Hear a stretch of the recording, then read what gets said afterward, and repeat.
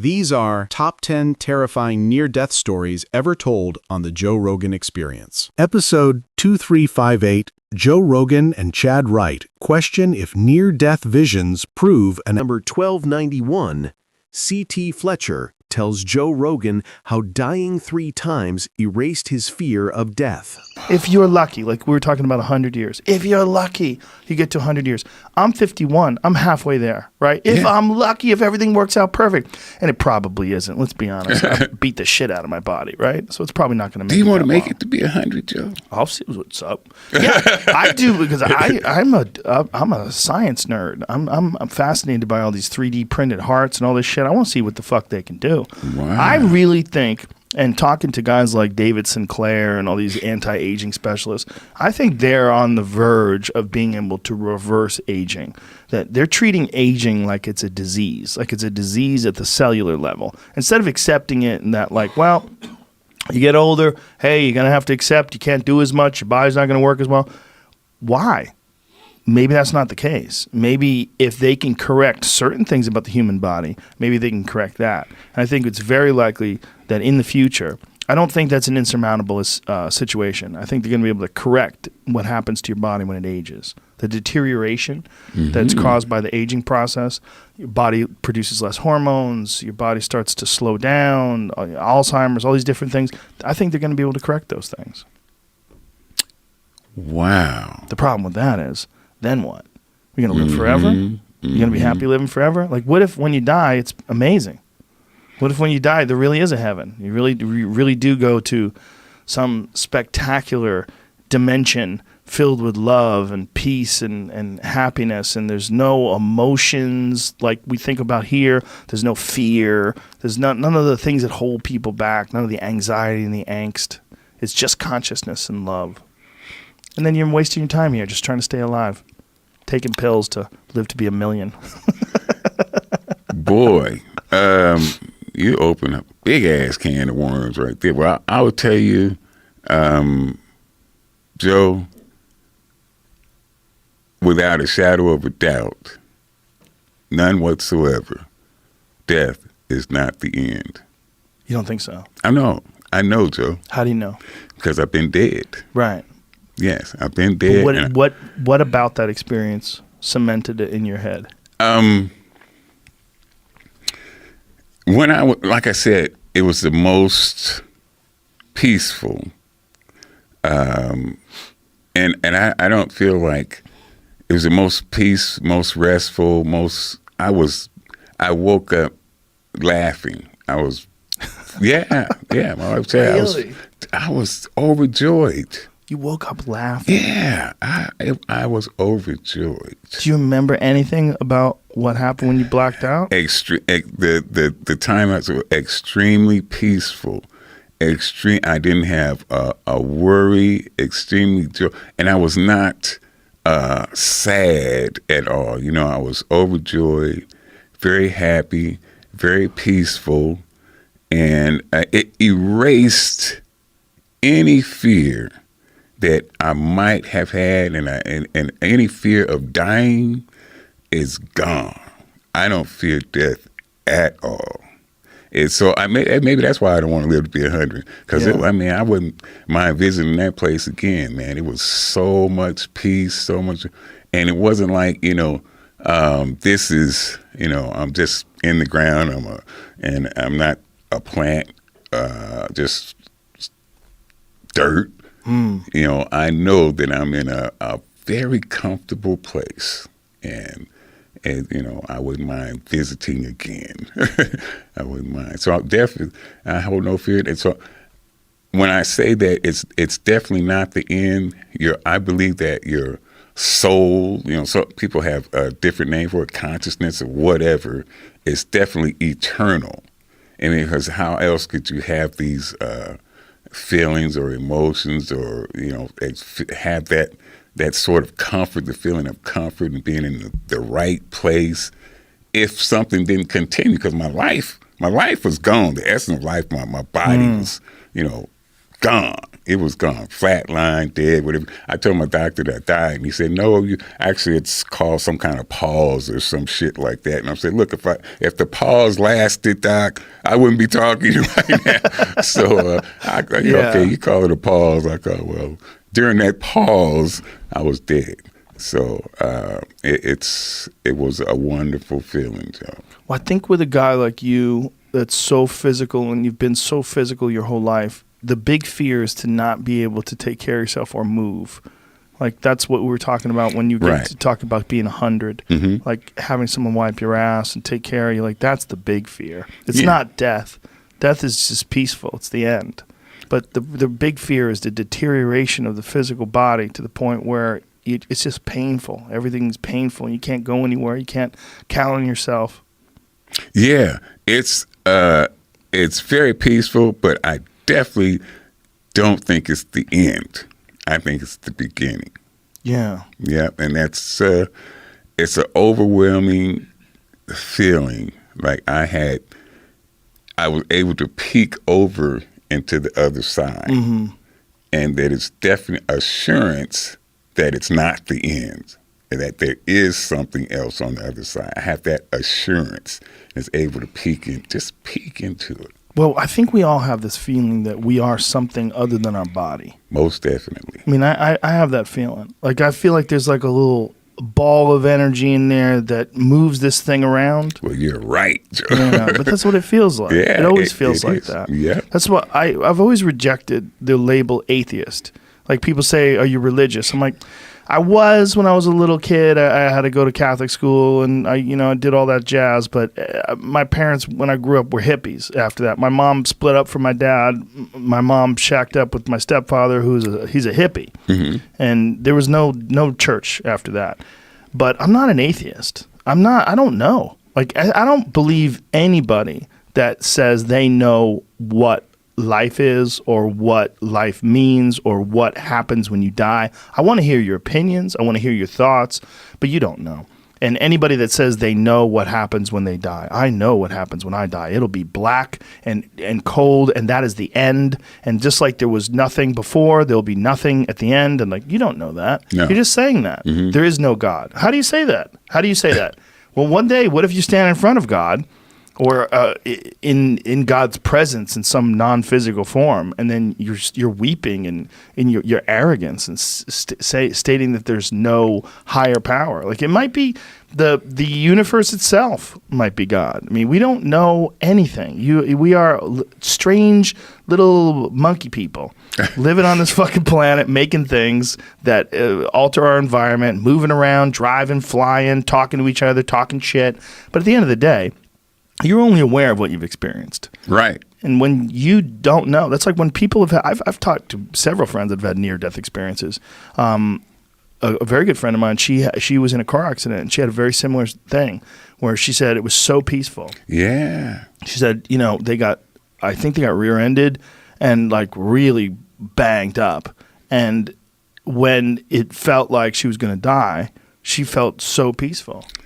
It's so true, Joe. Yeah. I mean, I think a lot of people that have come that close to dying, or a lot of them are going to say the same thing, that they have no fear of death anymore. Yeah. It's erased, and but you also have the feeling that that this existence on Earth, when your physical body dies, is definitely not the end. And the way she describes it is exactly the way you do. She's my manager, and I talk to her all the time. The way she describes things is essentially exactly how you did. That it's just so peaceful. Oh, just man. felt peaceful. Yeah, but not like people who don't believe in that. You're by the way, let me say, I'm not religious either. Yeah, I was raised super religious in a super religious home by a Pentecostal heaven or hell, brimstone, fire and brimstone preacher. Did they do the tongues? Oh, yes. Oh, that's hilarious. Shouting, that's my favorite. And speaking in tongues, everything. Wow. Everything was a sin also. Everything. Dancing. Dancing was a sin? Listening to rock and roll music. Whoa. Everything was a sin. So I think that's really what drove me away from being a religious person. Yeah. I'm definitely not. I always say I'm a man of faith. I have a tremendous amount of faith, but faith and religion are two different things. A lot of people confuse them, Yeah. and they talk about them as being the same, but they are definitely not. Religion is man-made, and a set of rules, and the man says, okay, we're going to be this, and if you want to be this religion, then you're going to have to go by these rules. Yeah. And it's all man-made, but faith is not man-made. And so I'm a tremendous man of faith, but not religion. Yeah, some would say that like you're a spiritual person. That's like a thing that gets thrown around today. Like I'm not religious, but I'm spiritual. People say that a lot. Like what does that mean? No one really knows. It's a strange sort of definition, but I feel what you're saying. Like that there's something more to this. There's something more to this than just tissue and bone and blood moving on this rock that's traveling through the universe. There's something more. There's some, and maybe it's just something more for us. But the beauty of friendship and love and family, like those things are intense, beautiful, emotional experiences that I don't know. They seem to transcend just regular life itself. They seem to have there's a higher power to them, a higher beauty to them. I think that's one of the things that we like when we see people doing something really great. We love seeing people accomplish things because we like seeing people succeed. We like seeing people like that have doubts and something almost insurmountable and incredibly difficult in front of them, and then they overcome. And it gives us all hope, and it gives us all like this inspiration, this feeling. We're connected in some sort of very, very strange way that I think you could just chalk it up. Oh, that's just camaraderie. We needed that because of evolution. That's how we stayed alive. Like maybe. But maybe there's something else. Maybe the whatever this consciousness is, that's totally not, no one has ever defined consciousness. And there's certain people that think that it occurs only in the brain and the neurons and the synapses. And it might, or that might just be an antenna. I mean, consciousness might very well be you are using your physical tissue to tune in to whatever this thing that we share is, this life force that we all seem to share. And when there's other things like looking in someone's eyes, man. Like when you know someone's like there for you and you know you're there for them, like that camaraderie, that intense camaraderie. It's like that expression, the windows to the soul, that the eyes are the windows to the soul. It really does seem like that, right? Like you see people, you see them. You know, like the Avatar lady said, "I see you." Yeah, you know? and you can. It's being able to look into somebody's eyes. You can tell a lot. You can tell if they're bullshitting. Yes, if they're full of shit or not, man. Or if they feel weird about something, feel insecure. Maybe they feel like maybe this isn't a smart thing, or maybe I should have done better by you, or maybe I fucked you over. Yeah, you can tell that. And I told you the first time I had the open heart surgery and flatlined 3 times during that surgery, I also had an experience that also strengthens my belief in there being something after the body dies. Or vision, or whatever you want to call it. So I was able to see my mother, who had passed away the year before. And, I say I see my mother. I didn't see her face. I just heard her voice, and I knew it was her. And she was, pleading to, I say God. A lot of people may say, whatever they look up to, and I ain't got no problem with that. I don't think that because people don't believe exactly like I believe that they're doomed and they're going to hell, although that was the way I was raised. Or if you don't believe like this, I mean, all Catholics, when I according to my dad, all Catholics were just lost. They're not going to make it because they don't, believe. They believe the wrong shit. Yeah, they don't believe the right shit. So of course they're not going to make it. What about Jews? They're not going to make it. Too? Yeah, they're not. If you don't believe like this, Muslims fucked up. Oh, just lost, man. Mormons fucked up. Oh man, you Scientologists really fucked up. Yeah, especially. You're especially lost. And that's that's how they felt. Yeah, that's how they felt. That's how I was taught. And I just I don't believe that. Yeah. You got this. My dad was. Some people that followed my dad thought that he could walk on water. He could do no wrong. And it's the same guy that break my nose and send me to the fucking emergency room and kick my. And my mom was a slave, and that was perfectly fine with him. And also, this was the guy that was fucking women in the church.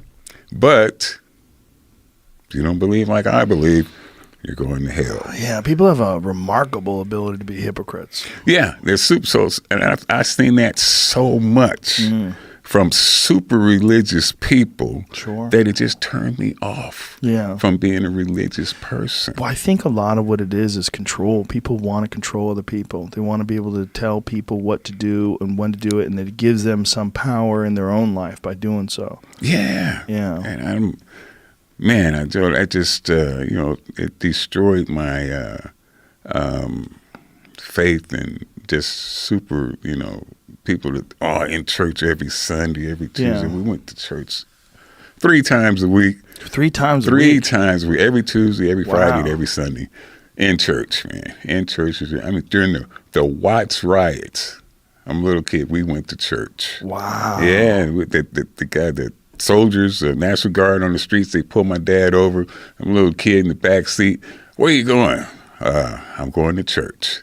And I'm like, fuck, these guys, there's tanks on the street. This guy's got a fucking M16 and my dad's like, we're going to church. And I'm like, fuck, could you leave us at home? Could you, me and my brother, I'm like, could we leave? I want to be at home looking at fucking Heckle and Jekyll cartoons, man. I don't want to fucking be out here. These guys got man. But we went to church, man. So he was super dedicated, part of him was super dedicated to what he believed. And then, he'd go over to Sister Sally's house to give her a consultation. And I'm looking in the room, her bedroom door is open, and there's my dad with his fucking T-shirt on. Sister Sally's in her slip and shit. And I guess me and my brother were there to be his scapegoat or, his excuse to my mom. If I take them, then, nothing could be going on wrong. But I'm like, I still remember that shit. I'm like, fuck, what kind of consultation is he doing? Like, come on. Episode number 1444. Joe Rogan and Duncan Trussell ask if dying is just waking from the dream of life. If anything, it's a dress rehearsal for death. I mean, the thing is like that blink. If you're an atheist, which, I get that, and I think there must be some like deep. Do you know any atheists that have done like a real blowout psychedelic session? No. I know a couple. And those are the most puzzling to me, because people have done like real blowout mushroom sessions or blowout DMT sessions. I always think that they would leave the door open to the impossible, because it is impossible and you experienced it. It's not like, even if you're imagining it, I couldn't imagine that. So how am I imagining that? How am I imagining something in such incredible, vivid color and detail and knowledge and love and all these different things you experience in that state? That state is otherworldly. The fact that that is accessible at all, I don't care if it's through a molecule or through a yoga session. I don't care how it's accessible. Right. But the fact that that's accessible at all leaves open to me the I don't know, because I didn't know that was a thing. So once I've experienced that, I'm like, oh, well, all this flat plane of existence that we take for granted, that we think this is everything around us, this is the whole environment we have to worry out for, this might be just one fucking stage on the radio dial of experiences and of dimensions that are interacting with us. We just don't have the senses to tune into them. And when you can, for me at least, it leaves open the door for who the fuck knows? Who knows, man? Just the fact that that's a thing. So this is a trip. This is very trippy. So I got this book called The Tibetan Yoga of Dream and Sleep. Whoa, I feel like I should like this again. It's fucking cool. But basically it's like a form of Tibetan Buddhism that invites you to explore the difference between when you think you're awake and when you're dreaming. And so basically the idea is there isn't much of a difference. There's like right now, you're dreaming. This thing you call your human incarnation is a dream. And you know, like when people are dying, they get all delirious and shit. They slide through time. You know, like I don't know if you've ever been around a dying person, but they like suddenly they're back in Vietnam. They're in the 50s. Yeah. They're in the 30s. Whatever their lifetime. Which means that when you're dying, you're gonna like spin through time too, meaning that this could be you dying right now, spinning backwards Jesus, through time. Duncan. But like in a dream. So that when you know, this is the main thing about it is that when we die, according to this, we sort of spend like 39 days, I think it is, in a place called the Bardo, which is essentially like what it's like to have no body, but still have this like, this basically like your karma, your identity sort of propelling you through. And that's how you like get your next incarnation. So essentially like, that's what we're dealing with here is so bizarre and surreal that it easily could just be a dream state that one of these vast AIs that already exist is having. We're just processors. We're just being run. It's like running a simulation of a pandemic, or maybe this is a way that like an AI gets polished. Like maybe we're an AI that's being like polished and taught through this process of having a limited incarnation. You got to have that so that there's a reason for us to actually invest ourselves in stuff. Like if we were gods, if we lived for 1 million years, eventually we wouldn't have such a passionate relationship, I think, with the world. Anyone who's going to, so you need that to train the thing up so it takes it seriously. You have to put the setting on mortal. Then maybe you just run a series of tests on the thing. You know, you start what is this? What have we made? What does it do in a pandemic? And by it, I mean the sum total of all humans, which is right now disconnected. It's like a malfunctioning brain.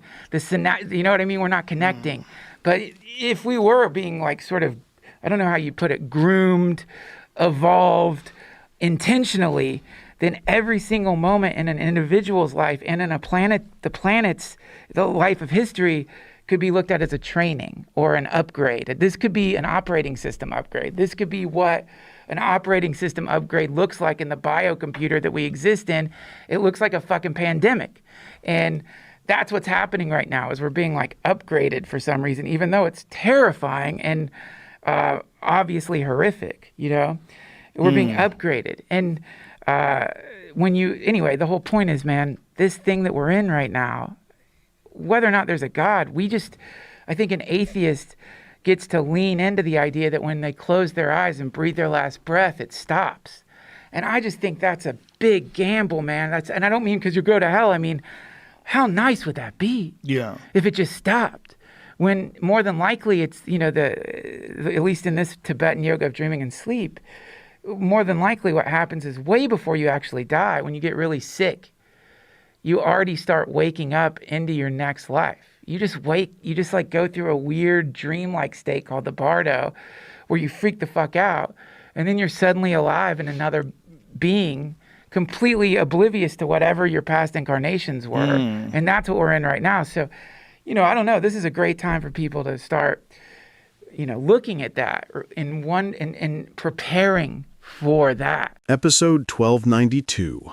Joe Rogan and Lex Friedman question whether death is the end or part of the universe's design. And is the end, the way things operate is not something that's far from optimal. It's not something that sucks, but it is very good, very optimal and hard to beat in the sense that, like for example, mortality, right?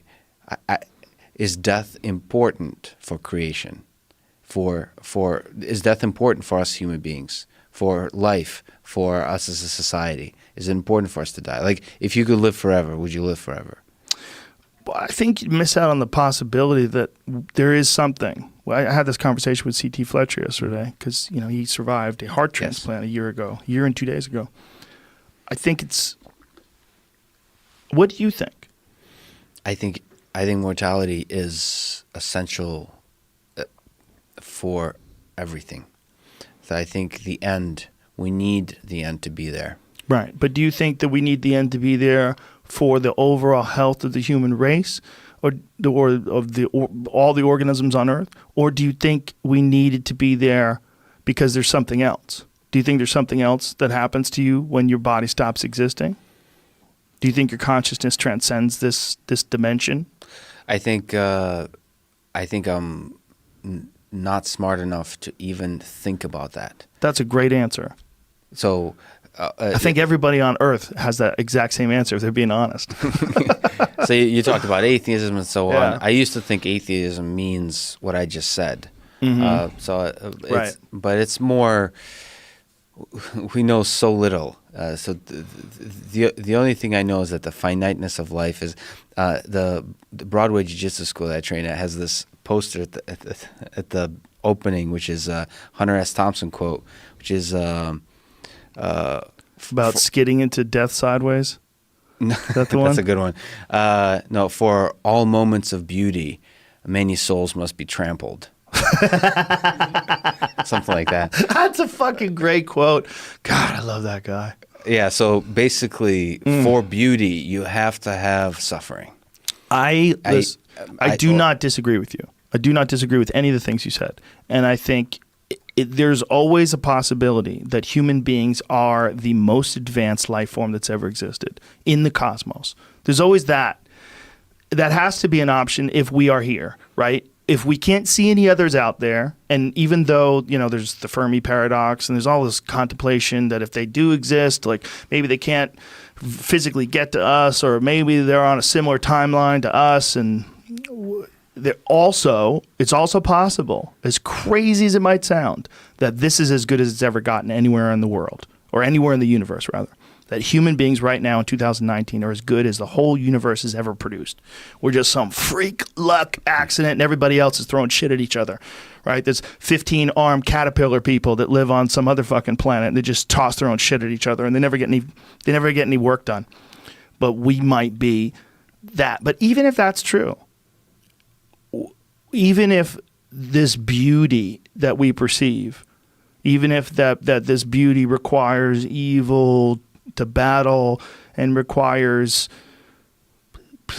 seemingly insurmountable obstacles you have to overcome, and that through this you achieve great beauty, that beauty is in the eye of the beholder. For sure. Objectively, the universe doesn't give a fuck if Rocky beats Apollo Creed in the second movie.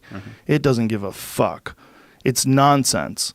Everything's nonsense. When you look at the giant ass picture of it, what beauty is it if the sun's going to burn out in 5 billion years? What beauty is it if there could be a hypernova next door that just cooks us? Oh, so I mean, that's like the book *Sapiens*. Yeah, that basically one of the things we've created here is we've imagined ideas that we all share, the ideas of beauty, ideas of truth, ideas of fairness. Yeah. We've all created together, and it doesn't exist outside of us as a society. And no, it only exists to us. Yeah, but to us, it does exist, and this is where I think the beauty of being a person truly lies. It lies in us, our appreciation of us. We appreciate people in a profound way. Like we were talking about Hendrix. I don't know how many hours of Hendrix I've ever listened to, or Richard Pryor. How many hours of Richard Pryor I watched, and how much that affected me as a kid. Watching Live in the Sunset Strip, that's what got me into doing stand-up comedy. We affect each other. C.T. Fletcher, who was on the podcast yesterday, who's this incredibly inspirational guy. You watch his videos, you want to lift the fucking world and throw it into space. He's so powerful. We appreciate each other. We appreciate people. So all those things you're saying are real, like for us. They're real for us. My concern is not that. My concern is that we are outdated. My concern is not that there's not beauty in what we are. I am a big appreciator of this life. I appreciate human beings in this life, and human beings, their contributions. And as I get older, like particularly like over the last few years, I started doing a lot of international travel. I fucking appreciate the shit of all these people that are living in this different way with weird language and shit and weird smelling foods. And I like to think, like, what would it be like if I grew up here? Like, these are just people, but they're in this weird sort of mode.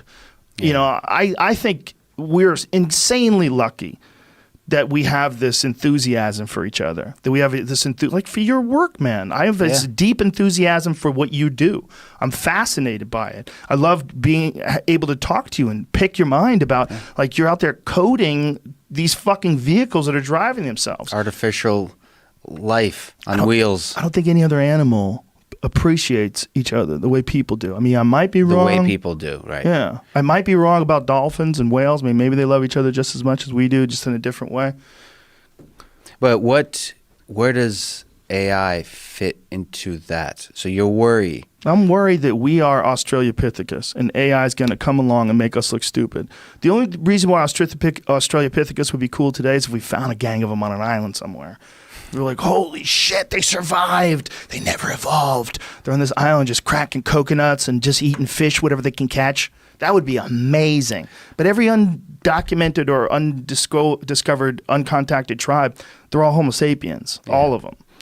So it's like, you know. Kevin Smith recalls the night he nearly died from a massive heart attack and how it changed his life. In a way. Let's not mock that joke anymore. That was a good, strong Well, joke. that's the weird wings of a butterfly that becomes a hurricane, right? Like when you go back in your life and think about weird little lefts you took or rights you took. There's a bunch of those. When I had 3 months ago, I had a heart attack. When I was on the table, because the doctor was just like, you have 100% occlusion in your LAD. And I was like, I don't know what that means. He said, your LAD is it's the main artery that goes across the front of your heart. He's going, it's 100% occlusion means 100% blocked. You've got cholesterol is blocked. There's no way for blood to get through, and that's what's creating your massive heart attack. So he's like, we're gonna take care of it right now. He goes, but you're a comic book guy, right? I said, yeah. And he goes, you'll like this. That artery, that's called the widowmaker. And I said, why?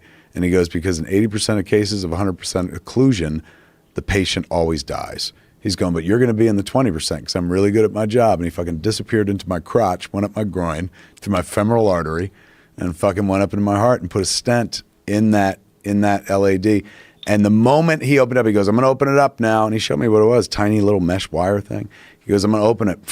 Suddenly it was like because that artery had been like a hose if you bend it and it's fucking full of water and shit. Wow. It was pushing down on the heart, which was in turn pushing down on my lungs. I had no idea I was having a heart attack. I just felt like I couldn't catch my breath. I thought I was too high. And it was in between shows, right? Between two gigs. And you were filming. We shot them both. Well, we were going to shoot them both. We only shot the one because I had the heart attack and we didn't do the second one. But it was for the folks at Comedy Dynamics, and it became a Showtime special. So we were shooting two shows that night. Crazy. It was meant to be like an hour and an hour. But, you know, once you get up there, I feel like I'm fucking rolling. I'm rolling. So I did 2 hours. And after the first show, they were like, we don't even need to do the second show. We can cut an hour. We're only cutting an hour out of it. So you gave us plenty and stuff. I said, I got 2 different hours. So I want to do the second show. And plus, everyone was there. They were lined up. And so I took a big swig of fucking milk. I was a dairy drinker, heavy dairy drinker in those days. I've since become vegan. I used to be happy. Now I'm fucking vegan. But I took a big swig of milk. Then I went to the green room and I chit-chatted real quick with Jordan, who runs our company. That's Jason's wife, Jason Muse's wife. And Emily was there. She does my hair and makeup. So we were chit-chatting, and then I was like, man, I feel fucking weird. I feel sick. I feel like I'm going to throw up. Can you guys get out of here? Because when I get sick, I just want to go off like an animal and fucking die alone. Like, I don't want to be ministered to. I'm like, fuck off and shit. So they were like, yeah, totally. And I laid down on the floor, and I felt like nauseated, and I never feel sick like that. I wound up throwing up some bile, nothing chunky, but just like fluid. Ooh. And so I was like, well, maybe I'll feel better now. I stood up and I looked in the mirror and I was just swamped, man. Like now as a heavy dude, you sweat when you fucking breathe. But this was like, I'd look like I'd just come out of the pool. And I felt really cold. I couldn't get warm and shit. Emily popped her head in and she's like, are you okay? I was like, no, man, can you turn on like a hairdryer and just like dry me off? I feel fucking freezing cold. And she touched the back of my neck while she was drying me. She's like, you never feel like this. This is scary. You should do something. I said, yeah. I said, I still want to do that second show. I was like, so I'm going to find a couch. Just find a couch for me to lay down. If I get like a half-hour nap, I'm sure I'll be fucking fine. And I couldn't get comfortable on the couch, couldn't sleep, and that's when I started not being able to catch my fucking breath. So, you know, I'm no doctor, but like fucking you think, you know, I know my body and I know what this is. I smoke too much weed and I've got too much mucus in my fucking chest. That's all this is. So I said, I better sit up and put my arms up like this because that will help me breathe. And Jordan comes around the corner eventually, and she sees me. She's like, "Are you all right?" And I was like, I'm having a hard time catching my breath. I can breathe. I just can't get all the way to the top and stuff of the breath. Can't take a full fucking breath. I was like, maybe we shouldn't do that second show after all. And she goes, we already canceled it. And I was like, why the fuck did you cancel the second show? And she was like, because I've never seen you sick like this. She's going, this is weird. Something's going on. I said, yeah, maybe I should see a doctor. And she goes, it's Sunday night. All the doctors are closed. So we called an ambulance. I was like, why the fuck did you call an ambulance? Oh my God, this is embarrassing. She's like, they're already here. And 6 firemen came into the room. Big, brawny fucking dudes. When you call paramedics, fire department comes as well. So they're looking at me because I'm sitting in the chair with my arms up, and like some of them were young, 4 of them were young, and they looked at me like, why is Silent Bob celebrating a fucking touchdown, and shit. And like all of a sudden the medics came in, and there was a guy and a girl, and the guy puts a cuff on me. He goes, how you doing, man? I was like, good. I just can't really catch my breath. And he goes, well, we're gonna look at you right now and put this cuff on you. You ever had this done? I said, oh yeah, I know how to do this. And then the girl had looked like a fishing tackle box, had a bunch of leads, wires coming out of it and shit. She put that down as a heart monitor thing. They get your fucking blood pressure, all that shit on one arm, and then the other thing they put on your chest to monitor what's going on inside. So she's like, I got to put these wires on you. I said, okay. And I'm sitting in the chair, and this is 40 pounds ago. And sitting is no good angle for a fucking fat guy to begin with and shit like that. So she just yanks my fucking hockey shirt and my undershirt up, and every titty I have falls out of my fucking shirt in front of these people. And there's a room full of people, and I'm like, holy fucking shit. And I yank my shit down. She's like, what are you doing? I was like, man, that's my fucking best friend's wife over there. She never seen my fucking tits. My wife's never seen my tits. Like, you don't yank my shirt up like that. And she goes, I gotta get these wires on you. I said, well, I'll hold the shirt out. You reach up under and put them on my chest. She goes, how am I supposed to see? And I was like, just use my nipples as guideposts. Like, it was, I've spent all of my life trying to hide my fucking fat. And when your life is in danger, I've never been in that situation, but when your life is in danger, nobody gives a fuck about your fucking ego and shit, like your vanity. So they looked at their info and they realized, I guess, what was going on. They were like, we're going to take you to the hospital just to be safe. And I was like, don't do that. That's fucking embarrassing and shit. And they were like, nah, we're so close, man. It'll be fun. You ever been to the hospital? I was like, no, not really. They're like, it's fun. He goes, you're going to have a good time. I was like, all right.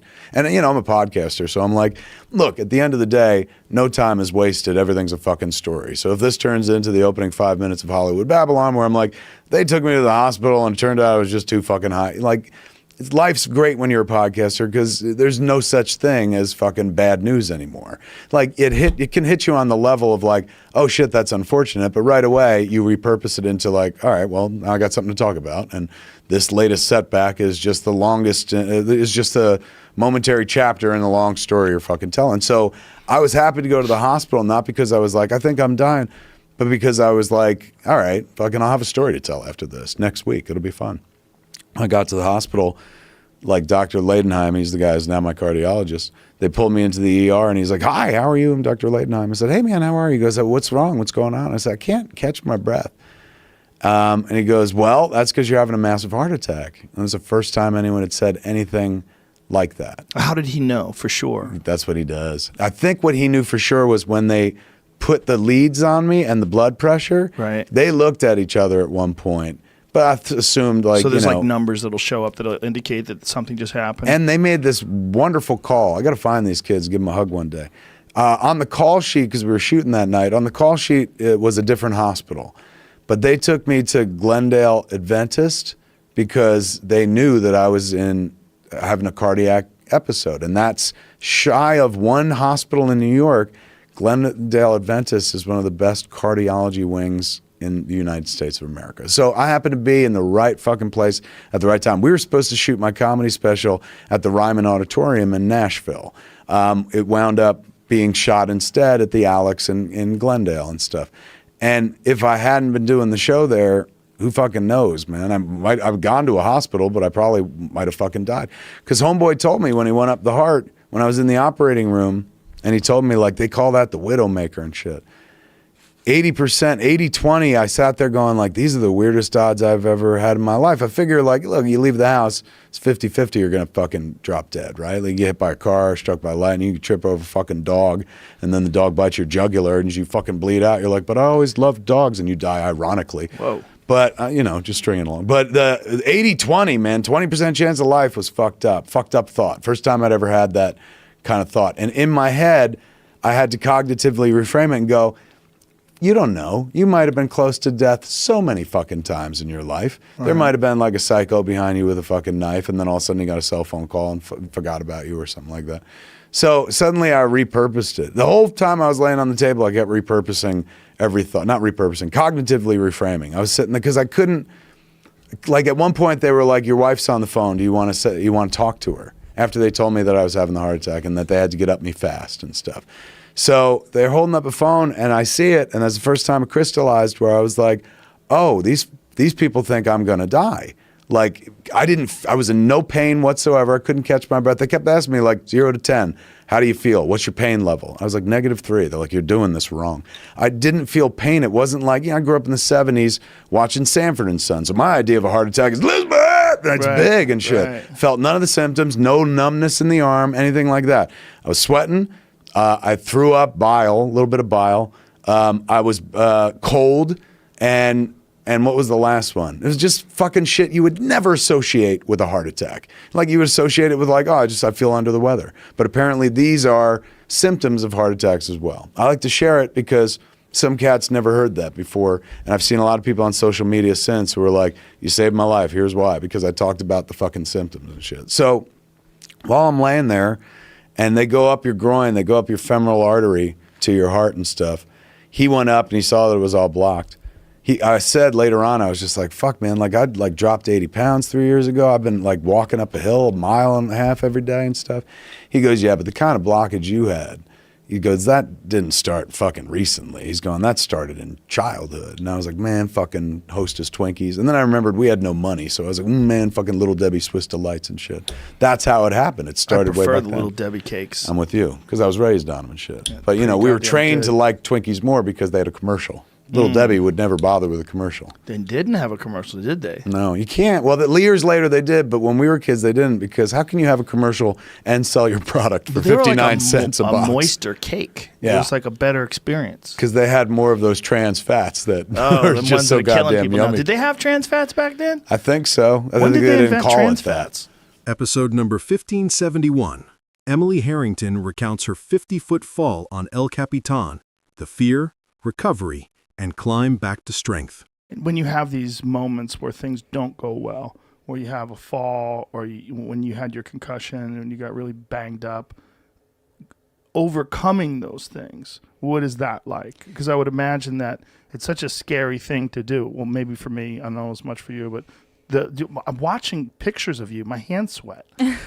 Not like legitimately. Like Alex Honnold freaks me out every time I see videos of him, because he's got nothing saving him. Yeah. My hands start sweating. Yeah. I can't handle it. No, I think all our hands sweat when we watch him. But yeah. So for me, I think, for example, when I hit my head this time, the time I got the scar, I was on my day had gone so perfectly. Like I was climbing super well. Everything was great. There it is. Ouchie. Yeah, that was the rock bottom moment. So I was climbing and I was in the sun. I slipped off. I felt like I was just going to have a really normal fall, super safe, like nothing bad was going to happen. And then I hit my head and I instantly like just felt the blood pouring down my face, and it was super dramatic and it was super scary. And I lowered down and Adrian sort of assessed me for concussion symptoms and tried to, figure out if there was anything super serious. And turns out that there wasn't really. And so it came time to decide like, oh, should I keep going or should I give up? Like what's the best course of action now? And honestly, in my head, I was like, part of me was like, I don't want to keep climbing. Like I'm emotionally kind of destroyed and drained, and I don't think I can do this. Tell me how it happened. Like what was the sequence of events? I was climbing this pitch, and it's a pitch that I've never fallen on before. And the next pitch is the hard one, which is where I think I went wrong, because I was sort of thinking ahead. Like I wasn't focusing on what was happening in front of me. I was thinking about the next pitch. And I was like, I need to get this one out of the way so that I can focus on the hard one. And therefore I was climbing the sun when it's too hot, like the friction's not as good, it's more slippery, all those things. And I was rushing it. I didn't rest enough. The friction is not as good when it's hot? Yeah. Why you is want that? it to be cold because your skin sweats.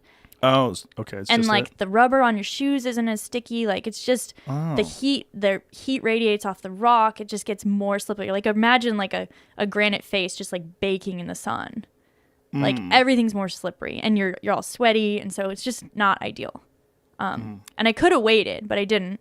So I was climbing and I was like kind of traversing. And so I was trying to do this move and I rushed it and I slipped and I fell. But I had like a piece of gear down into my right. And I just didn't anticipate like the physics of how I was going to fall. And I kind of fell sideways and I couldn't get my feet out in front of me in time. And we watched the footage later. It was just like, it was kind of like my head just like bounces off the wall like a basketball. And I must have just hit like a crystal or something with my forehead, like something sticking out of the rock. And there was just blood everywhere, like head wounds. They just, they bleed. Bleed a lot. Yeah. And so there was a lot of blood and I lowered down and I was super bummed. It was just like my confidence was sort of shattered. Like I just kept thinking back to last year. I was like, oh no, my attempt's over. Everything was going so well. Like this sucks. And I was letting myself go to that place of doubt and that place of like, it's over. It's done. And last year when you hit your head much harder? Last year I fell on the first pitch of the route, so close to the ground. But I fell like 50 feet and I hit a ledge and the rope like didn't catch me. I hit the ledge because I was, again, rushing and not placing enough protection. And so you fell 50 feet without being caught? Uh-huh. Oh, I hit a ledge. God. Yeah. It was pretty gnarly. How did you hit it? I don't remember because I got KO'd? knocked out. Yeah. But I had this crazy rope burn on my neck and oh my God.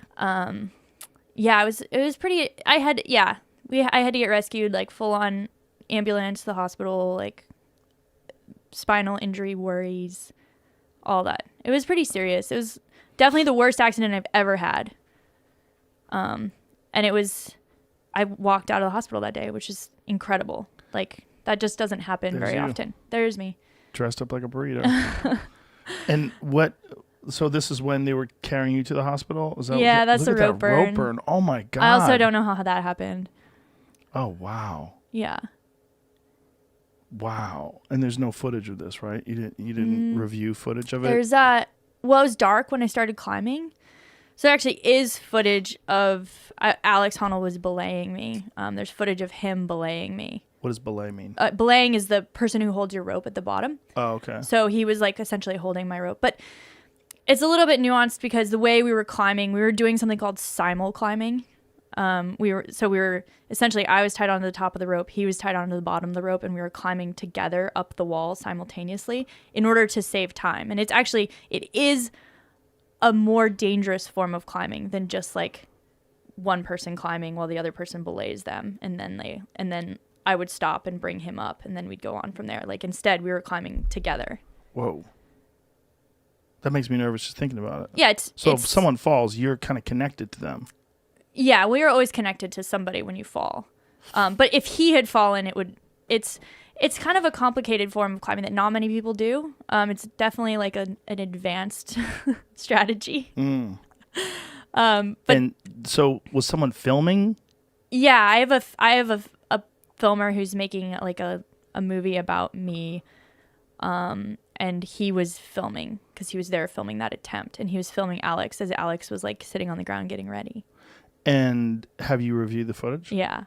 What is it like watching yourself? It's pretty like it's hard. It was hard. I didn't watch it for the first few months. I was like, I don't really want to. How long does it take to fall 50 feet? Imagine that's a few seconds. I don't know. What's the? How fast do you fall? Isn't it like 9.8 meters per second? Yeah. So it's a couple seconds at least. Yeah. At least it felt that way. Oh, God. So yeah.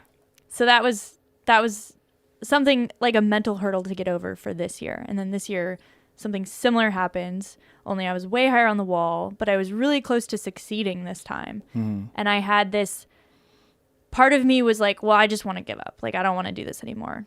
I want to be done. Like, I'm tired of this project. I'm over it. When you got over the first injury, the really bad one from last year, what was the process of recovery? Like, how long did it take before you felt comfortable enough to climb again?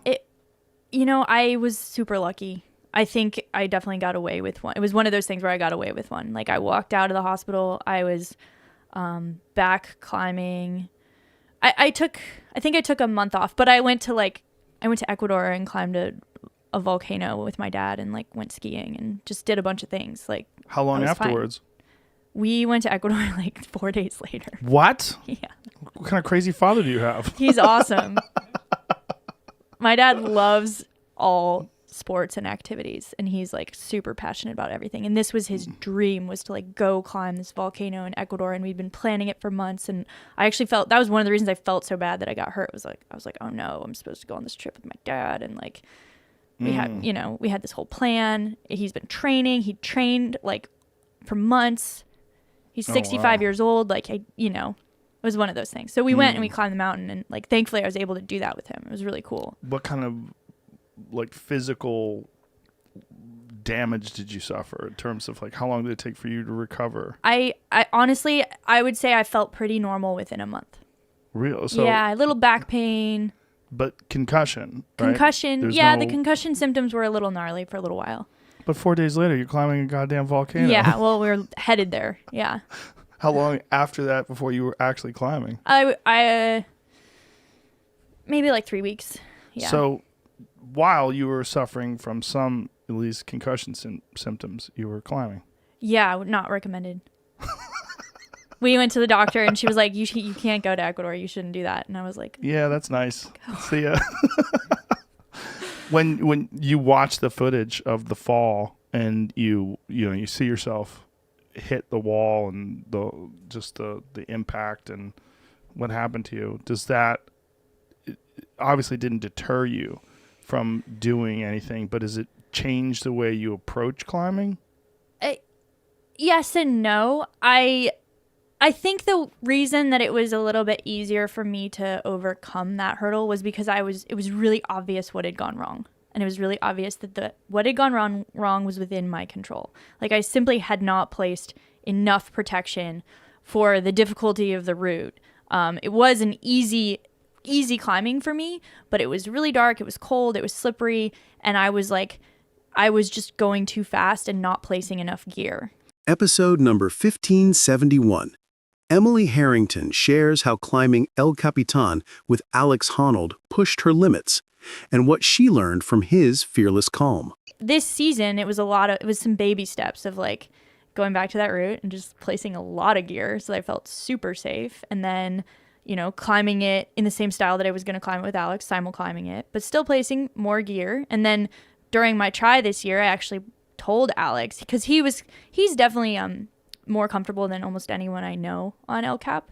Most people at least feel a little bit of intimidation, a little bit of fear, like, there's a little bit of anxiety around it, and it's so casual that he was like, yeah, you should just like, just run it out, like go all the way. Like, he was basically just wanting me to do it the same way that I was doing it before. And I was like, Alex, I'm going to be a little slower this time.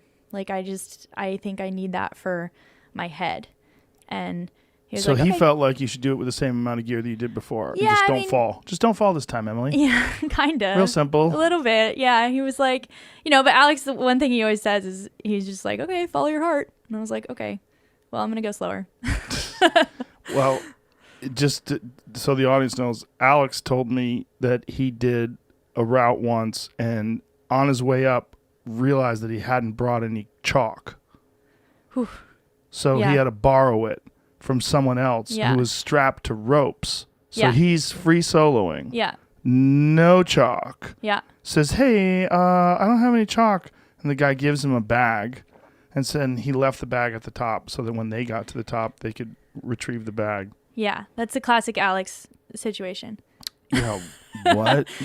Like, how do you not bring, like, if you lift weights, you like chalk. It's like, it's very important. For me too. Get I'm a good grip. kind of obsessed with having chalk. Yeah, if I don't have chalk, I just won't go climbing. I just can't imagine. But I think he's the type of person that, going back to like talking about heart rate, like I bet I bet when he's in those types of situations, like he's so relaxed and his heart rate is so low, and he's a different. I think he's truly unique, you know, and I think that he just has a different, like, even brain chemistry than a lot of us in terms of like how he feels fear and how he can maintain that composure in a very dangerous situation. Well, he's remarkably calm all the time. Yeah. Like he just seems always like on this one plane. Yeah. He's got like this like 55 beats per minute that he just Yeah. stays at all the time. Yep.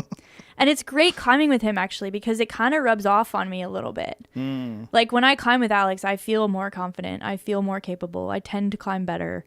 Even though he kind of gives me shit all the time for being nervous. He's always like, you're always nervous. Like you're always stressing out. But it's actually when I'm with him, I'm like, you know what? I can chill out a little bit. I can be on that wavelength a little bit more. So that's part of the reason why I like climbing with him up there and why I chose him for this project. Well, that makes sense. I mean, I guess when you're around people that are, if you're doing a thing and you're around people that are excellent at that thing, it's contagious or at least inspirational. Yeah. I mean, I think it's important to to practice things that you want to be better at with people who are better than you. Yeah, for sure. Episode number 1385. Paul Stamets recalls his terrifying trip on the deadly Amanita mushroom. Now, it's when people pick mushrooms, when they go out and pick mushrooms, the real issue seems to be that there's some mushrooms that are edible that look very close to mushrooms, very similar to mushrooms that are very poisonous.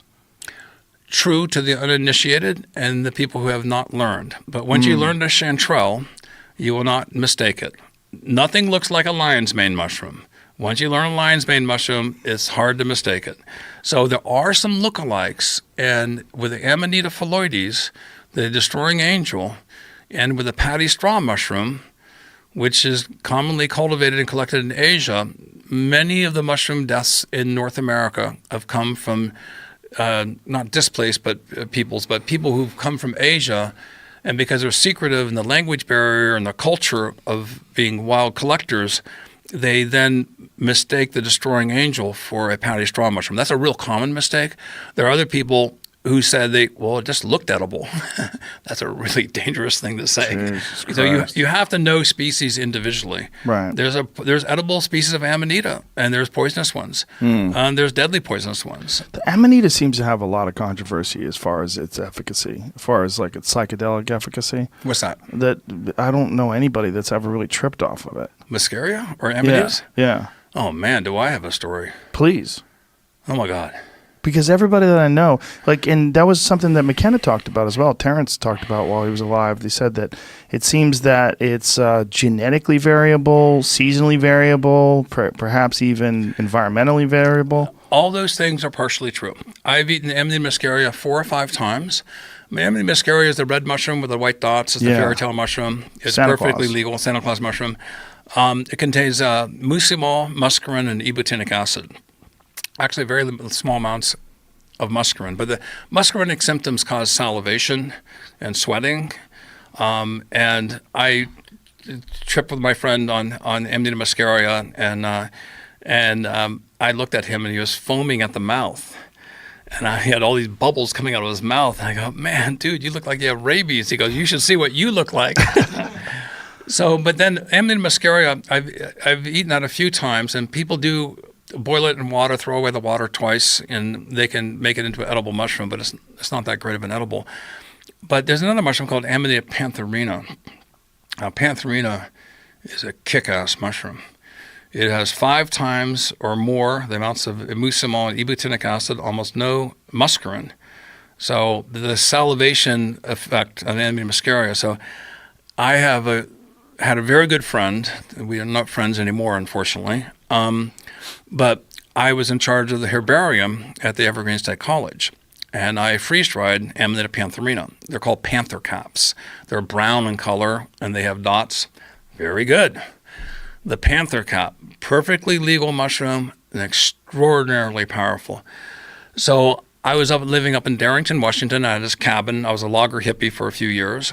And so my friend Dave came up, and I had these freeze-dried mushrooms from the herbarium. And I said, let's go ahead and eat these. And I had read in the literature, and almost no one had eaten them. So we made an omelet, and we cooked it up. And he was much lighter than me, so I thought, well, I should have 2/3 of the omelet, right? Because he's lighter than me. And so we ate the mushrooms around 10 o'clock. And we're living in this cabin, but across the creek was the Squire Creek campground. And it was we call them the Winnebago people, right? Back then in the 70s, I hitchhiked across country 13 times. Winnebago never picked me up.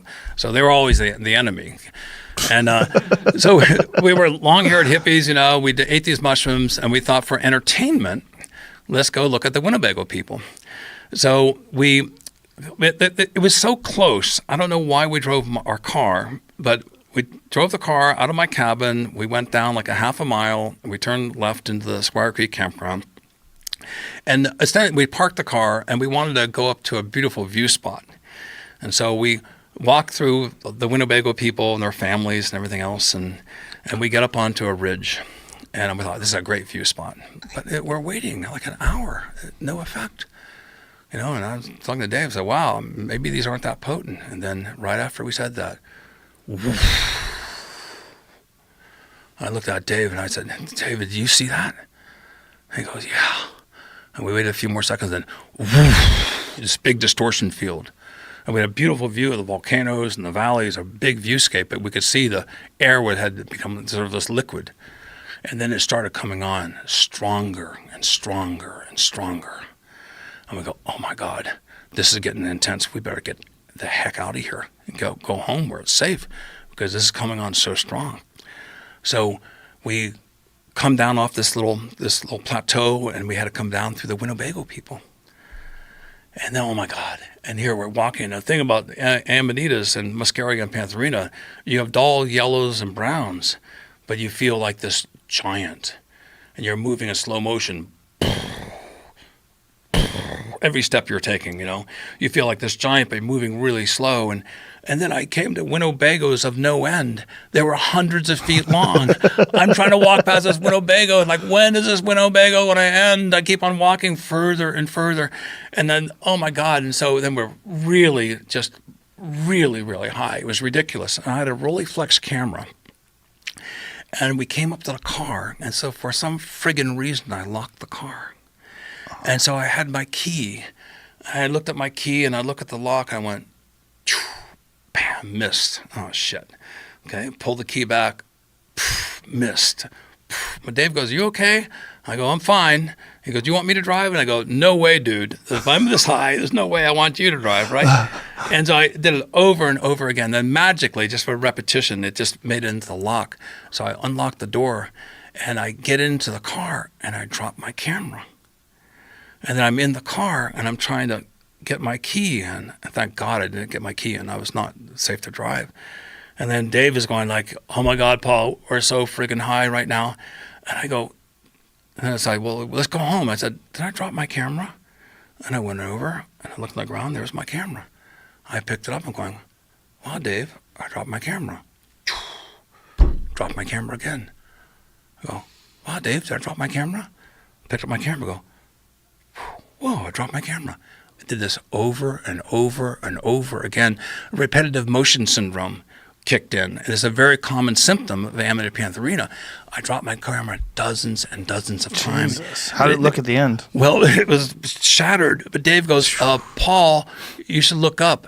And a whole bunch of people from the Winnebago community had lined up, holding their children in close proximity, watching this repetitive motion syndrome, where I'm just constantly picking my camera. So they're watching you for entertainment, where you went to watch them for entertainment. And now they're freaking out because I have this repetitive motion syndrome, and I take one step, I drop my camera.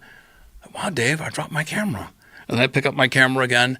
I go, did I just drop my camera? Whoa, I dropped my camera again. Now, this speaks to the berserkers. And the berserkers, the word berserk came from the berserkers in Scandinavia, where the legend has it that there were the Scandinavians, the Vikings were surrounded and outnumbered. And they were going to be killed the next day. And they ate a whole bunch of Amanita muscaria and a big soup. And legend has it, and it's not been confirmed, but this is the legend that's very commonly reiterated, is that they drank a whole bunch of muscaria soup, and then they went, and the next day, even though they're massively outnumbered, they took off all their clothes and they attacked the enemy naked with swords. And that's where the word berserk came from, the berserkers. So I'm having this berserker experience of repetitive motion syndrome, and I'm dropping my camera over and over and over again. And I looked up, and these parents were holding their children. They were totally freaking out. I said, we got to get out of here. So we left the doors open on the car, and I'm taking 1 or 2 steps, dropping my camera, picking it up, dropping my camera. We finally made it back. He disappeared. I didn't know. So Dave, you're on your own, dude. I have enough. I have enough to worry about. I made it back to my cabin, and I get to my cabin, and there's a combination lock. I go, oh no, I don't need a combination lock right now. I can barely, so I'm spinning the lock back and forth, spinning back, and then eventually the lock just spontaneously opened, and then I fell onto the ground and I started convulsing. And the cool thing about convulsing was it felt good. Every time I convulsed, I actually went, oh, that feels so good. So I convulsed some more. And I was just convulsing constantly. Like epileptic convulsions? Epileptic convulsions. Very, very intense, but they felt good. This is the weird thing about it. I needed to convulse because every time I convulse, I kind of got a reset of my neurology, and I went baseline, and then it would spin out of control. And then I had this cascade of Einsteinian thoughts. I'm going, oh my God, I can save the world. I know how to do this. And then I would have a prepositional or adverbial phrase. And just before I came to the object of my thought that was Einsteinian insight, I would have a tangent. And then I would come to the course at the end of that sentence, and then I have another tangent. And I saw death as a perpetual series of alternatives that never gave me the satisfaction of a conclusive thought. And so it was this lasted for about 12 hours. I fainted. I went into a coma-like state. So you recommend it? No, I do not recommend it. And the biggest concern beside the repetitive motion syndrome is hypothermia. Because if you're out in the woods or something and you're exposed, you're not getting up. So you go in. It's called soma for a reason. It's the soma mushroom. It is somniferous. It causes Is sleep. that what soma is? Because isn't there some debate as to what soma actually is? That's what R. Gordon Wasson proposed, soma, in the Vedic literature. There's a big debate about that. But the other story I like to tell is my friend Dr. Andrew Weil was at the Cougar Hot Springs in Oregon.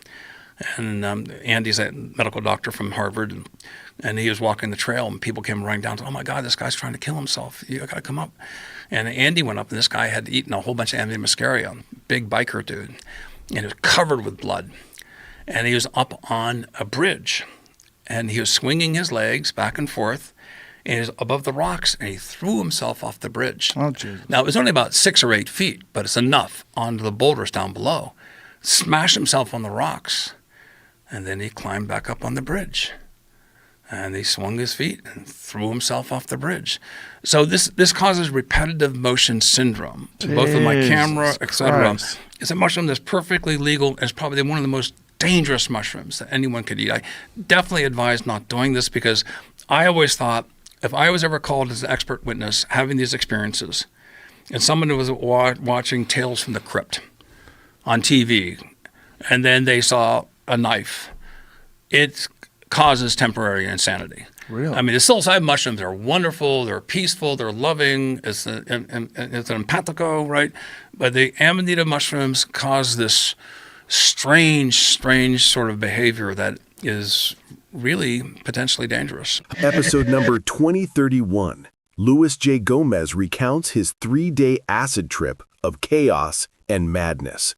Borderline like psychotic episode. From your perspective, you don't even understand what a drug is. Right, you have no idea what there's no happened. frame of reference. Like the first time I did acid, I was scared, but I knew that I was about to be on a fucking journey. You know what I'm saying? That was the idea. When you're a kid and it comes out of nowhere to you, accidentally take it, and then it's just you're just in this state. Dude. Yeah. And then, now that's possible. So you're always going to have this anxiety that at one point in time you might slip back into it. That was the thing that I'd always heard about acid too that scared me when I was a kid. Flashbacks. Yeah, flashbacks. They would tell you, bro, it stays in your fat. Yeah. The acid stays in your fat, man. And one day you're just fucking driving down the road and the road becomes teardrops. I'm like, what? Yeah, man, you have a flashback. People die that way. I was like, it was like always the thing. Like if you take acid, like maybe you'll never come back. Yeah, I think I took so much acid one time. The most acid I ever took when I was 19 years old, maybe 18. Me and my buddy Dan Doherty, we got a medicine dropper, this fucking hippie kid, this fucking real big known hippie in my town. He's like, dude, I got acid. And when hallucinogens came to town in New York, where I was at, Rockland County, New York, when hallucinogens came around in the early 2000s, late 90s, you got them because they only came around once in a while. There'd be like a fucking hippie festival upstate and like people would bring strips of acid down or they would have mushrooms, but it was so rare. So when you would hear about somebody having it, you'd fucking drive. We used to drive from Rockland County, which is right outside of New York City. We used to drive up to Albany because there was a guy that would get it up there and we would fucking pick it up when he had it. And he had it like twice a year. But this kid was like, dude, I have liquid acid in an eyedropper. We're like, oh, no way, dude, let's do it. He was like $3 a hit, which was super cheap. And then my buddy Dan, I remember he did like 2 drops and I was like, oh, sweet, dude. He's like, all right, let me do another one. And then he went, and I did 2. And then he was like, I'm going to do another one. And then he went and squirted it. And I went, holy shit, dude. I was like, well, I can't let you do that by yourself. And I went, oh my God. It. We gave it back to the guy and he looked how much was left in it. He was like, dude, he was like, don't pay me. He was like, you didn't get this from me. And then he just walked away from us. Wow. And then within 10 minutes, dude, within 10, as it takes like 45 minutes to come on. Mm-hmm. 10 minutes, I'm talking about on another planet, dude. Another fucking planet. Just within 5 minutes of that, I lose Dan. Dan's running down the street like a lunatic. When you say another planet, like what are you experiencing? Just extreme, I don't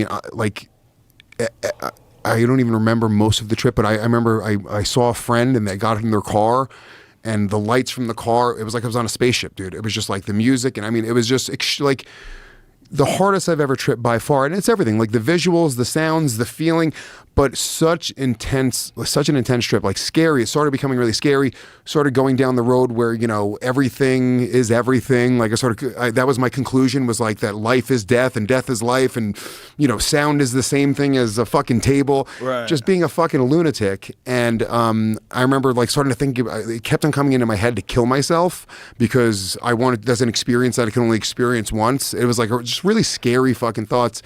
And I tripped for 2 full days, 48 hours straight, didn't sleep, just kept on tripping. Then I finally fell asleep. And then the next morning I woke up and it was like I had taken a hit of acid the next morning, but it was normal enough that I was like, so really for like 3 days I tripped.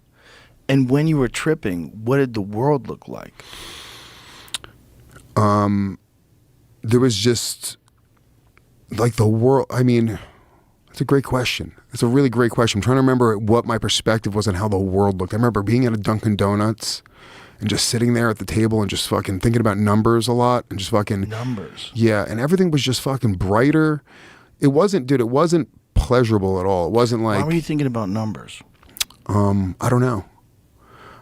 I was just, the numbers were just like coming into my head and I was just repeating like fake math equations that weren't real. How do you know they weren't? Maybe they were real. I know where you wrote those bitches down. What if you wrote those bitches down and someone like Eric Weinstein would look at them and go, what are you doing here? Where did you learn this? Oh my God, this is the solution. And they run over to one of those fucking Goodwill Hunting chalkboards. I figured it all out. Imagine if that's what ideas are when you're tripping. What if you're catching like an alien life form it comes in the form of an idea. Episode number 783. An elk hunt turns into a fight for survival as John Dudley is surrounded by 12 wolves in Alberta. I've talked. That story is crazy. I was telling a friend of mine about it. The story of you were in Alberta and you shot an elk and these wolves circled the elk. Yeah. How many wolves were there? Well, at first there was just the one. The one came in, and the one came in on us, and that's one I do want to say off the beginning. One thing that I always do as a hunter is I always buy a predator tag if it's available. If I know that I can get that I can buy a tag for coyotes or wolves, I always have one in my pocket because you do see, they're out there, and they're out there way more now. And this is an exact reason why you got to do it, because literally we had an elk down, and next thing you know, we're out there kind of, getting it ready to to cut it up and stuff and get it out of there. And all of a sudden this big wolf comes, it comes in, and I had spotted it and we weren't really being noisy.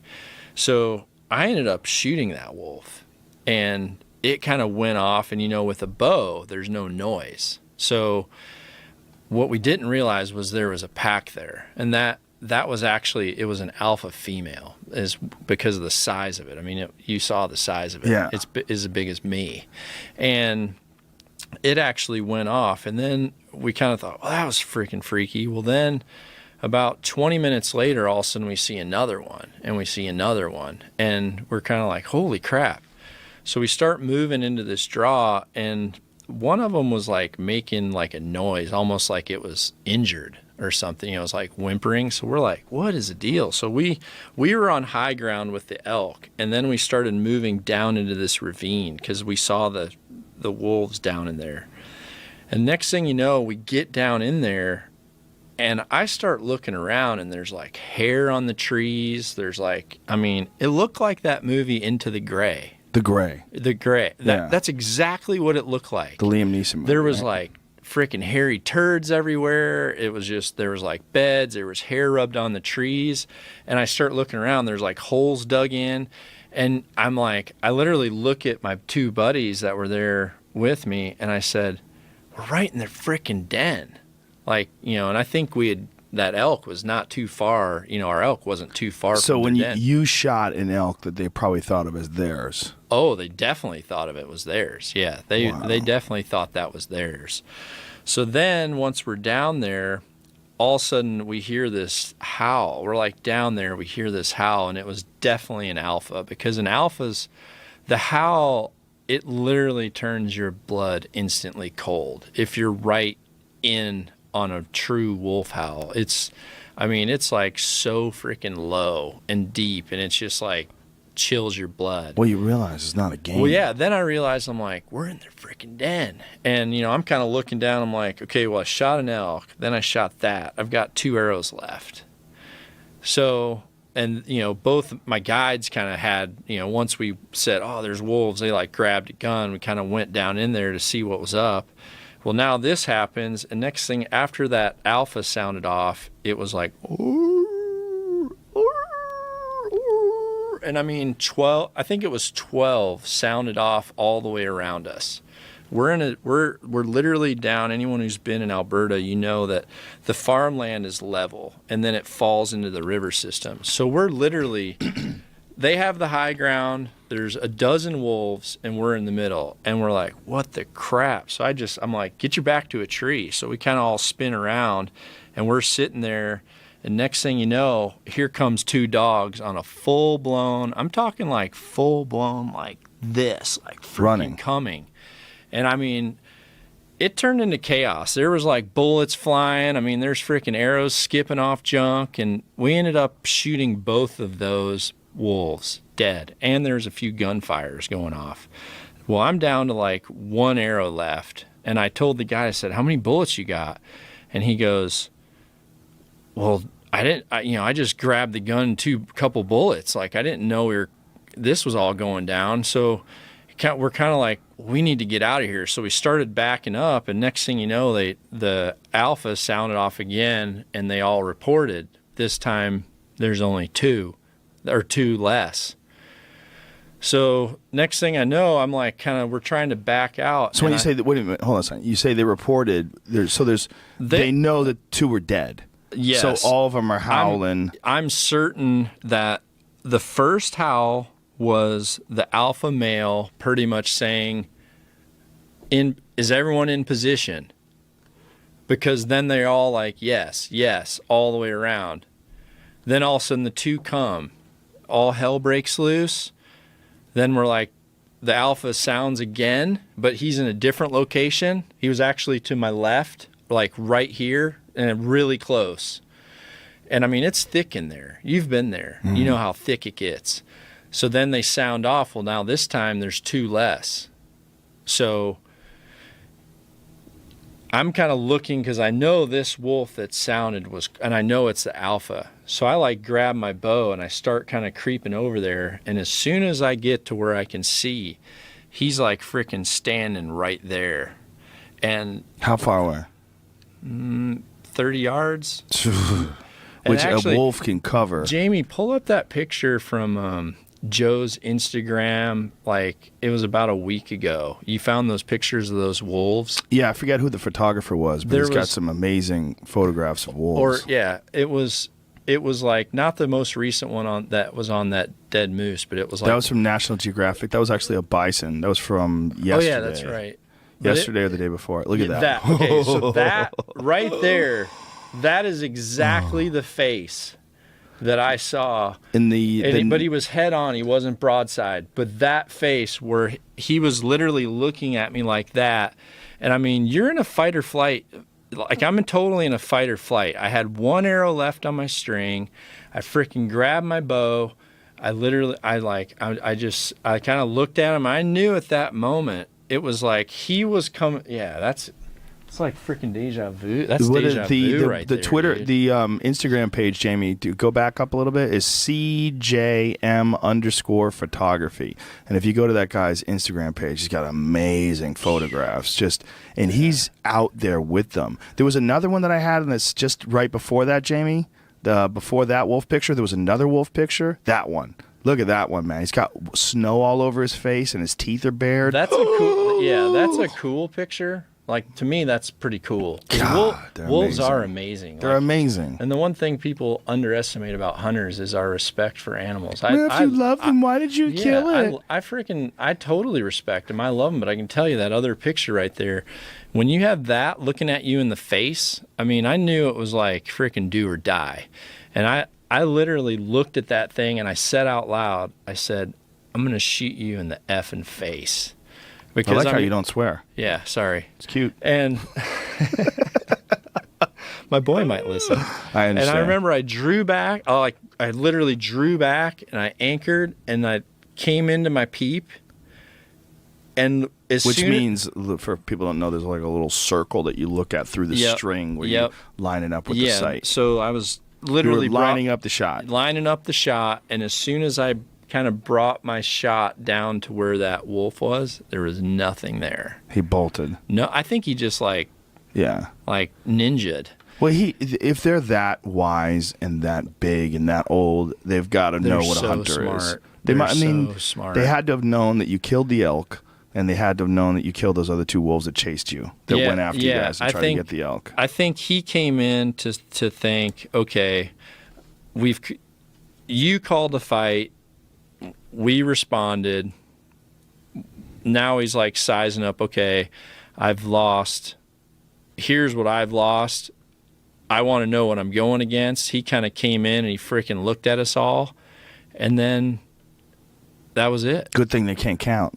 They knew you only had 2 arrows left. 2 arrows and 2 bullets. How many bullets did that guy pick up? He only picked up 3. It was bone chilling. I'm sure. I mean, you and I both have friends that are grizzlies, cats. I mean, cats are notorious for stalking hunters too, because I mean they are the ultimate hunter. But grizzlies and wolves, I mean, you have to be on guard. There's places now where, grizzlies are strongly becoming such a problem when it comes to, they have to be controlled. They're just starting to get to be too many, especially for the food source. Episode number 1655. Sebastian Junger recalls the terrifying moment he was pulled toward death. We were talking before, there's so much to talk about, but we were talking before, and you were saying that over the last year, you almost died because you had some crazy internal, you had an aneurysm in your pancreas? Is that what you said it was? Yeah, I had an undiagnosed asymptomatic aneurysm, which is a sort of ballooning in the blood vessel, in the artery, in my pancreatic artery. And out of the blue, it was a congenital thing. Like apparently it developed during my whole life. It was just from a structural problem. And one beautiful June afternoon last year, it burst. And, I just felt this pain shoot through my stomach. I was like, damn, what is that? And within a few minutes, I couldn't stand up. And within about 10 minutes, I was starting to go blind. And my wife called the ambulance, and those guys got there, and I was tanking really fast, and the hospital is an hour away. And by a miracle, I don't even think the doctors understand it, but by a miracle, I was still alive when I got to the hospital. I lost 90% of my blood into my abdomen. I didn't know I was dying, but I was dying, and I was right in that sort of twilight zone. And a black pit opened up underneath me, and I felt myself starting to get pulled down into it, and I didn't want to go. Like, it was cold and dark and black and bottomless, and I just knew, like, do not go down there. I was getting pulled down into it, and right at that moment, my father, who passed away in 2012, my father sort of appeared next to me and started trying to communicate with me and comforting me. And I sort of waved him away. And the last thing I remember saying to the doctor, I was sort of losing consciousness. And the last thing I said to the doctor was, "You're losing me right now. You got to hurry." He was trying to he'd cut my neck open. He was trying to put a line into my neck to, they pumped 10 units of blood into me, and that's what brought me back. It was really close. When you say you felt like you were sinking into a pit, like, were you seeing this? I mean, your perceptions are very weird because very little oxygen in the brain. I had a hemoglobin count of 1.2. If you're a doctor, you know what that is. It's almost unheard of. And so I just felt this pit underneath me, and it was pulling me into it, and I didn't want to go. And you can see a pit?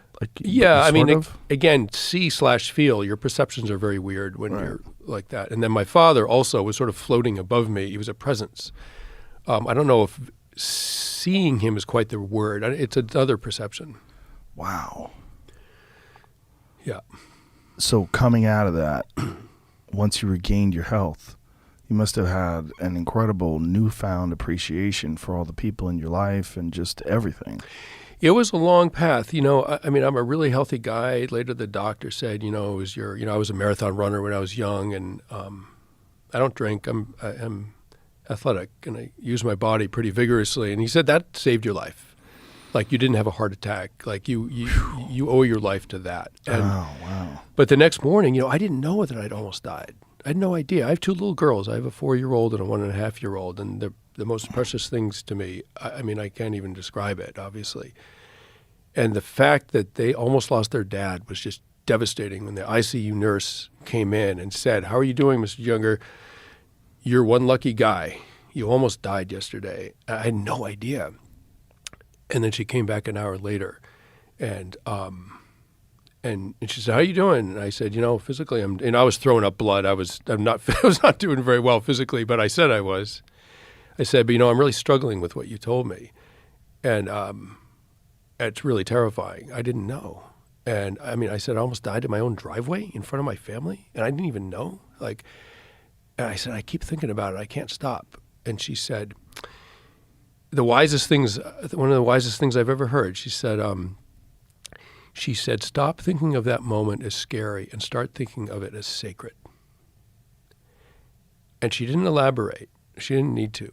And the next 5 days in the ICU, I thought about the word sacred and what the experience was now giving me access to.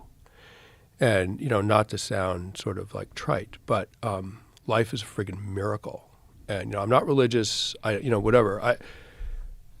I don't think few of us, I certainly didn't quite understand what a miracle it is that we're alive, that we exist, that we draw breath, that we can think about ourselves, that we're here for even one day is a freaking miracle. And you can forget that because your life gets busy. And all of a sudden, I feel like life was sort of returned to me, meaning that I understood how sacred it is.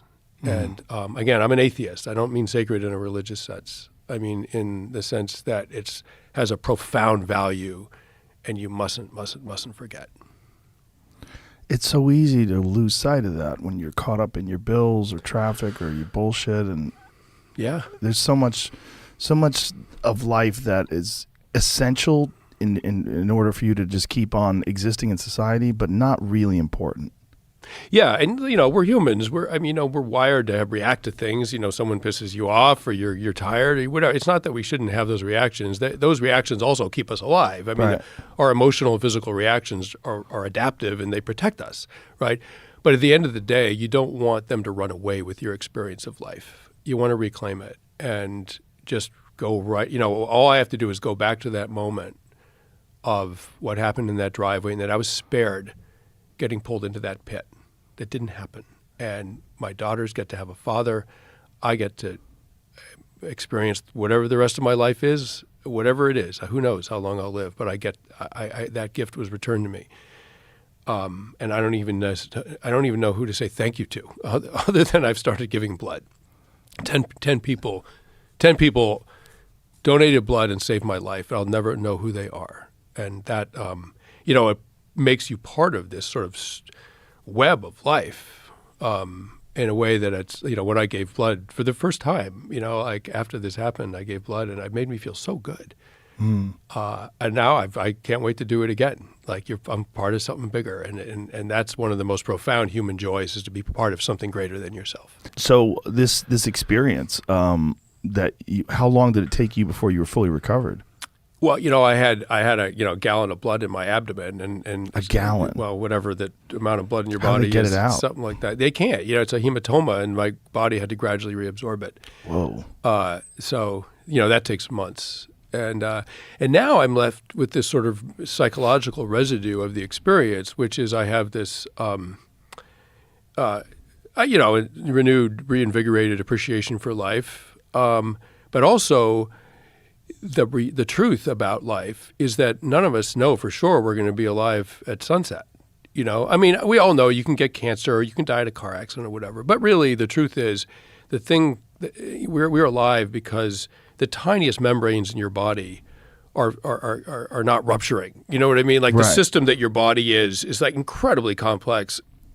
And if something goes wrong, you can be dead in minutes, and you can be totally healthy, and that can happen. And the fact that the universe can just randomly take you out for no apparent reason, that's pretty startling news if you think about it. I didn't know it worked that way. And it can make you kind of paranoid. Did it make you paranoid? No, totally. Yeah? Every day I was like, this is gradually going away, but I realized, you don't know. You just don't know that you're going to be alive in an hour from now. And you're going running, you're reading a book to your daughter, you're whatever, having dinner with some friends. And now, I like an hour from now, I could be dead, or the guy I'm talking to could be dead. And none of us know, and none of us can do anything about it. And that's just what life is. We're living on a rock hurtling through the universe. We're part of the universe, and we exist at its mercy, really. Were you afterwards contemplating what that pit was and what it means to slide into that and like? I started to do a little research into the death. I want to write a book about this. I think I'm going to call it Pulse. Ooh, I like that. The thing that keeps us alive. It's a good name. And why we're alive and what happens when you die. And I've just started doing some research into this. And the visitation by dead ancestors is very common. Oh. For people. And often, there's all kinds of reasons that you might hallucinate when your brain's low on oxygen. But I didn't hallucinate anyone in my family. I hallucinated my dead father, right? And that's very, very common. And I didn't know I was dying. So it's not like I conjured him up because I knew I was headed somewhere. I was very confused, and there he was trying to comfort me. And that's a really common experience. So I looked into it. And so they have all these, release of ketamine and all, they have all these DMT, they have all these sort of neurochemical explanations for the subjective experience of dying for the person. And we only know this because people come back, like I do, and report what they saw, and it's usually pretty weird. But it's pretty weird in predictable ways. Like a lot of people see the dead. It's as if they show up to help. And I want to repeat, I'm an atheist, I'm not religious, I don't believe in anything. My dad was a physicist. So I want to sort of explain what happens in ways that he would respect scientifically. And so one of the things they said is that you can take low oxygen, ketamine, all these things that physically could happen in the brain, you can subject a healthy person to those things, and they don't have the same kinds of hallucinations. those hallucinations are particular only to the dying. And I want to try to figure out what is going on in that weird twilight space. That's really, Look, man, really weird that no one's been caught.